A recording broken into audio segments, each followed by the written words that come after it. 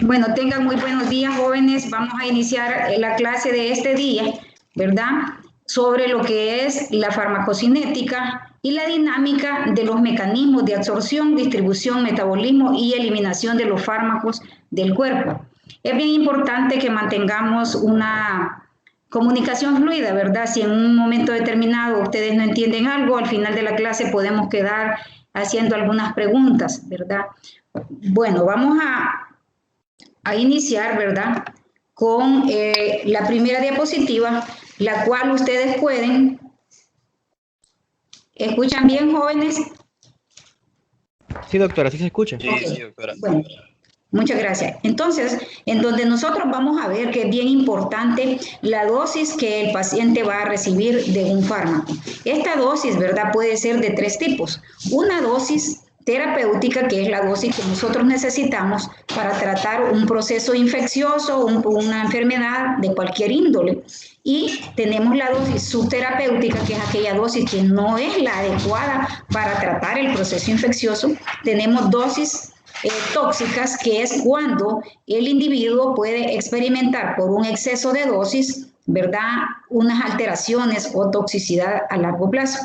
También vamos a decir que una vez, fíjense bien, el fármaco se administra a una dosis terapéutica por cualquier vía, ¿verdad? Este va a experimentar varios mecanismos. En primer lugar, si nosotros administramos un fármaco por la vía oral, que es la vía más utilizada, este fármaco por la vía oral va a experimentar una serie de procesos. Dentro de ellos tenemos la absorción. La absorción es aquel mecanismo desde el momento en que el fármaco ingresa al cuerpo hasta que éste llega hacia un compartimento central. Y en este compartimento central, ¿verdad?, el fármaco puede sufrir el metabolismo, que lo vamos a ir analizando más adelante. Una vez el fármaco es metabolizado, va a sufrir un proceso de lo que nosotros vamos a llamar aclaramiento, o es, ¿verdad?, la eliminación en función del tiempo. Quiere decir que si yo me tomo, por ejemplo, una acetaminofén de 500 miligramos, este acetaminofén va a pasar por todo lo que es el tubo digestivo, va a sufrir, fíjense bien, absorción, ¿verdad?, por medio del jugo gástrico, que este puede disminuir o aumentar la absorción del fármaco, va a pasar a través de las enzimas digestivas, que igual algunos medicamentos pueden ser absorbidos de una forma menor o mayor, ¿verdad? Y va a pasar una serie de filtros, los cuales, ¿verdad?, el área incluso de superficie del estómago, si digamos un paciente está operado del estómago, va a tener una menor superficie de absorción. Esta absorción llega hacia el compartimento central, en donde, ¿verdad?, va a sufrir el metabolismo. El metabolismo del primer paso que sufren todas las drogas que son administradas por la vía oral se da a nivel hepático.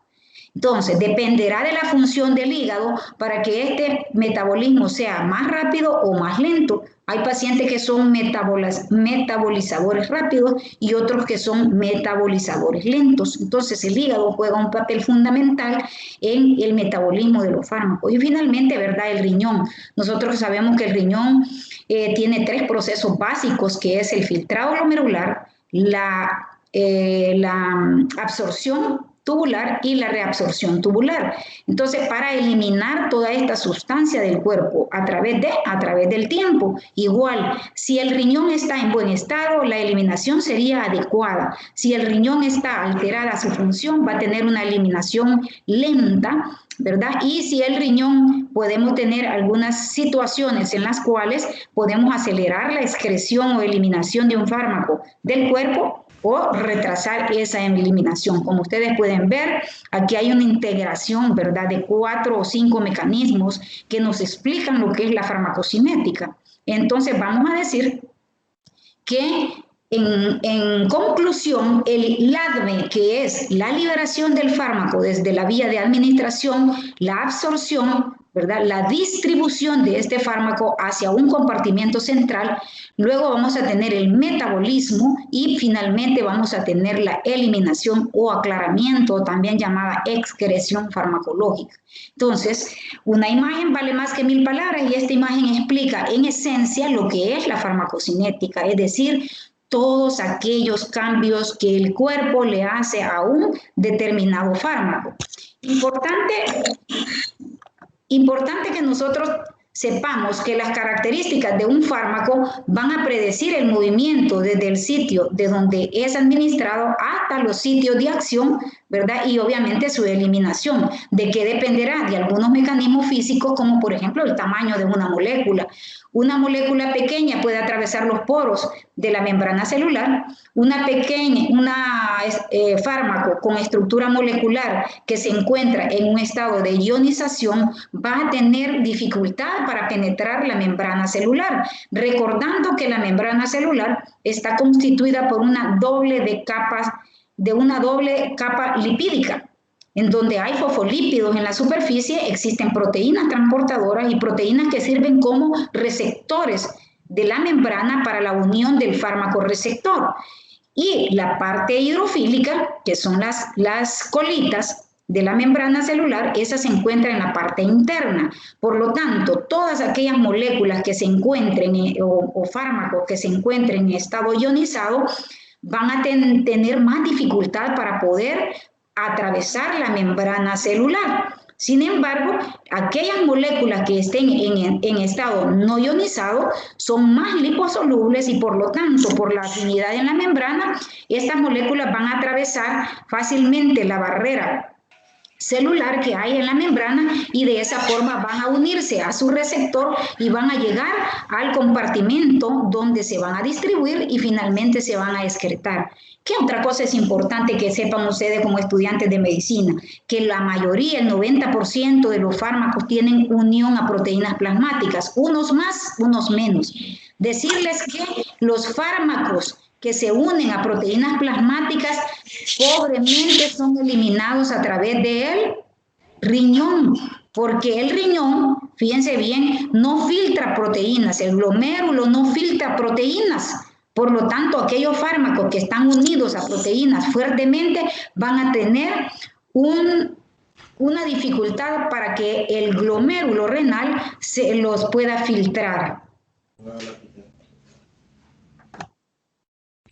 Vamos a ver la relación que existe, ¿verdad?, del pH del medio y también del estado de ionización y del estado no ionizado. Aquí tenemos un ejemplo claro de este mecanismo, en donde nosotros vamos a ver, ¿verdad?, que en el caso de un ácido, ¿verdad?, si se encuentra en estado no ionizado, ¿verdad?, este va a sufrir un estado de ionización y de esto va a depender, ¿verdad?, lo que nosotros decimos el pKa. ¿Y qué es el pKa? Perdón. ¿Qué es el pKa? ¿Verdad? Vamos a decir que es el pH en el cual el 50% de los ácidos o bases débiles están ionizadas. Una cosa importante que deben de entender es que la mayoría de fármacos son ácidos o bases débiles. Por lo tanto, la influencia del pH donde estos ácidos y bases débiles lleguen va a tener que ver mucho con la absorción. Y aquí nosotros vemos una base débil en donde esta está en forma no disociada, luego se disocia, ¿verdad? Y esto tiene que ver mucho con lo que es, ¿verdad?, el pKa, ¿verdad?, que repitiendo vamos a decir que es el pH en el cual el 50% de las bases o ácidos débiles van a estar en forma ionizada. Aquí nosotros podemos ver un ejemplo. Nosotros tenemos la membrana celular que está representada por esta barrera mucosa lipídica, ¿verdad? Si nosotros tomamos en cuenta que esta barrera celular, tanto arriba como abajo, son fosfolípidos, ¿verdad?, y que en su interior está la parte hidrofílica, aquí vamos a tener nosotros un ácido débil. Por ejemplo, la aspirina. Pongamos este ejemplo. La aspirina tiene un pKa de 3.5. Es un ácido débil, tiene un comportamiento como un ácido débil. Si nosotros ponemos la aspirina en un pH de 7.4, ¿qué es lo que va a ocurrir? Esta aspirina va a tratar, fíjense bien, a este pH de 7.4, que es el pH plasmático normal de todos los seres humanos, ¿verdad? ¿Qué es lo que va a pasar con la aspirina, que es un ácido débil? Este ácido débil va a tratar, o más bien, fíjense bien, lo que hace es que de su forma no ionizada va a pasar a su forma ionizada, ¿verdad? ¿Por qué? Porque el pH está propiciando que el ácido débil se disocie, ¿verdad?, a su forma no ionizada. Si nosotros cambiamos el pH del medio y al contrario nosotros tenemos un ácido débil, siempre la aspirina por decir algo, ¿verdad? Vamos a ver que si nosotros en el estómago tenemos un pH de 1.4, ¿qué es lo que le va a pasar al ácido? Este ácido va a tratar de mantenerse en su forma no ionizada o prácticamente en un estado, vean ustedes acá, no disociado. La flecha nos está indicando básicamente qué es lo que el mecanismo que está ocurriendo. Entonces, sí influye el pH para que haya penetración o no en la barrera celular, sí, ¿verdad? Entonces, con este ejemplo claro, nosotros podemos ver de que si el pH del medio es un pH normal de 7.4, un ácido débil se va a mantener en su forma no ionizada. Y que si nosotros modificamos ese pH a un pH del jugo gástrico, ¿verdad? El ácido débil va a tratar de mantenerse en su forma no ionizada. Aquí, forma ionizada a este pH de 7.4 y aquí a un pH de 1.4 se va a mantener en su forma no ionizada. Entonces podemos ver que si se mantiene en su forma no ionizada, obviamente la aspirina va a poder penetrar más fácilmente la membrana. ¿Por qué habíamos dicho? ¿Verdad? Porque, ¿verdad? La membrana tiene capas de lípidos y que estos son afines cuando el fármaco se mantiene en su forma no ionizada.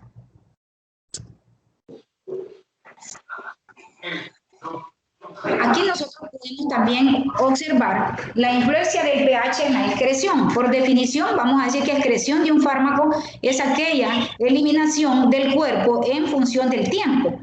Entonces, ¿qué pasa cuando yo tengo, fíjense bien, bases débiles? Cuando yo administro una base débil, un fármaco que es una base débil, ¿verdad? Obviamente, esta base débil, si nosotros quisiéramos acelerar esa eliminación, ¿nosotros qué hacemos? Acidificamos la orina. Entonces, la base débil va a ser más rápidamente, ¿verdad?, eliminada a través de una orina ácida. Todo lo contrario. Si yo tengo básicamente un ácido débil, como la aspirina,